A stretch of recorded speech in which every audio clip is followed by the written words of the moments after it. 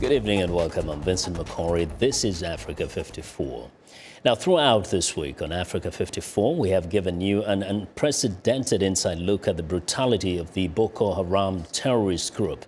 The turmoil caused by the insurgency of the extremist militants have amplified northeast Nigeria's food insecurity. As VOA senior analyst Jeffrey Young reports, the Nigerian government and non-governmental organizations are struggling to address the desperate needs faced by the people in parts of the nation. Northeast Nigeria is not an easy place to grow food. Under normal conditions, with sparse rainfall, crops struggle to survive.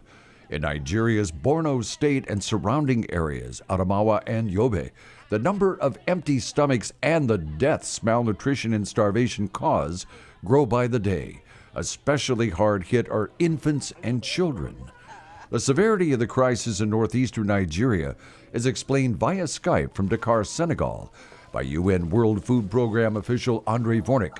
What we do know is that about 500,000 children in this area are malnourished or severely malnourished. It's very difficult to say whether a certain number of people or children have starved to death. The everyday food gathering challenges faced by northeastern Nigerians have been made even worse in recent years by the insurgency of Boko Haram and the group's conflict with Nigerian government forces.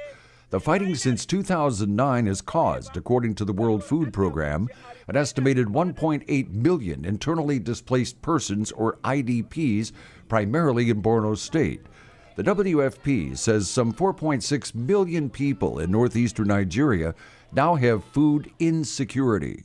Nigeria's Ministry of Health has launched an emergency response program to try to get food and medical assistance into northeastern Nigeria.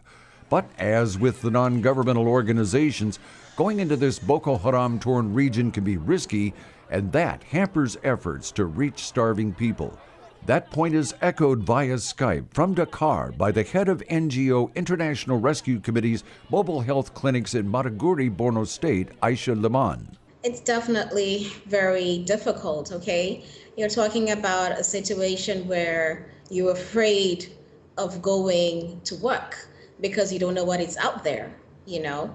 Everybody's life is at risk. Because of these dangers and the remoteness of parts of northeastern Nigeria, relief agencies have resorted to delivering food and medical help by air, as the World Food Program's André Vornik explains via Skype. These are areas that are too dangerous to if you like, to set up shop in on a sustained basis. So what we do is that we fly our security people in and our technical people in with some food and medical supplies. At the same time, they assess the situation. Then if the area is secure, reasonably secure, we send food and other supplies in by road. The World Food Program says that by the end of December 2016, nearly 800,000 people in Nigeria had been given food, with nearly 200,000 starving children fed a high-calorie, high-protein, peanut-based supplement to address malnutrition. The WFP says that its 2017 goal is to feed some 1.8 million people a month.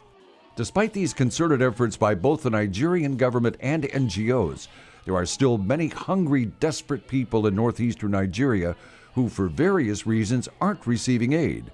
And for some of them, the time needed to save them is running out. The situation for infants and children younger than age 5 is so dire that, according to a recent article in the New York Times newspaper, another aid group, Médecins Sans Frontières, says that people that age aren't being seen much anymore, suggesting that a number of those children may have already died. Jeffrey Young, VOA News.